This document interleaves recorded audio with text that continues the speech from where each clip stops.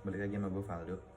Di sini gue ingin membahas topik baru lagi, yaitu kenapa sih investor asing lebih suka untuk menginvestasikan uangnya dan juga kapitalnya ke Vietnam dibanding Indonesia.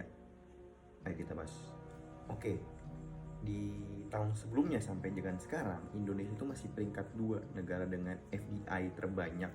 Setelah Singapura, FDI itu apa? FDI itu Foreign Direct Investment, yaitu investasi dari dana luar negeri. Kalau misalkan kita baca data ini, kita bisa lihat nih kalau misalkan Indonesia ini masih tetap unggul dibanding Vietnam. Tapi kalau misalkan kita lihat di tahun terakhir, Indonesia tuh mulai menurun trennya berbanding terbalik dengan Vietnam yang selalu menaik walaupun dikit-dikit. Dan sekarang Vietnam udah 18,7 juta dolar USD untuk FDI-nya, sedangkan Indonesia turun ke angka 21,7 dolar.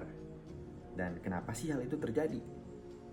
Oke, kita bahas alasan pertama kenapa investor itu tidak tertarik lagi dengan Indonesia dan sekarang mereka ke Vietnam. Yang pertama, ketidakpastian hukum.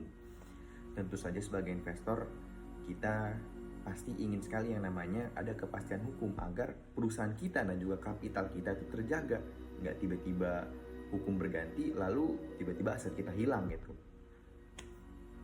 Lalu yang kedua nih, yaitu adanya ormas yang mengganggu dan juga memalak para perusahaan luar negeri, yang dimana ormas ini masih menjadi salah satu hal yang jadi momok ya untuk investor, karena kalau misalkan kita tidak setoran ke ormas, nanti perusahaan kita diacak-acak.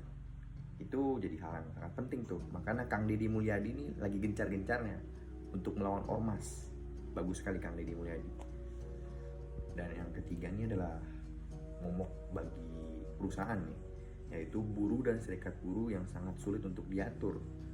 Dan kita tahu kalau misalkan buruh dan serikat buruh kita ini sering sekali demo dan membuat gejolak-gejolak yang dimana membuat perusahaan ini jadi malas untuk berinvestasi di kita. Ya contohnya dia ada perusahaan yang paling hangat nih, yaitu Hyong Novatex, perusahaan asal Cirebon dari Cina ini dituntut oleh banyak pendemo, dan dimana akhirnya tuntutan itu dikabulkan dengan cara apa? Yaitu menutup perusahaan, menarik investasinya, yang dimana akhirnya 1.000 karyawan dipecat gitu.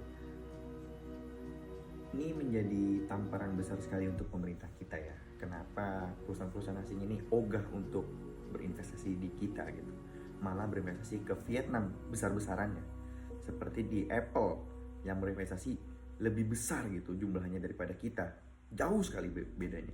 Lalu ada Samsung berinvestasi juga ke Vietnam gitu, yang nominalnya lebih besar juga daripada investasinya di Indonesia.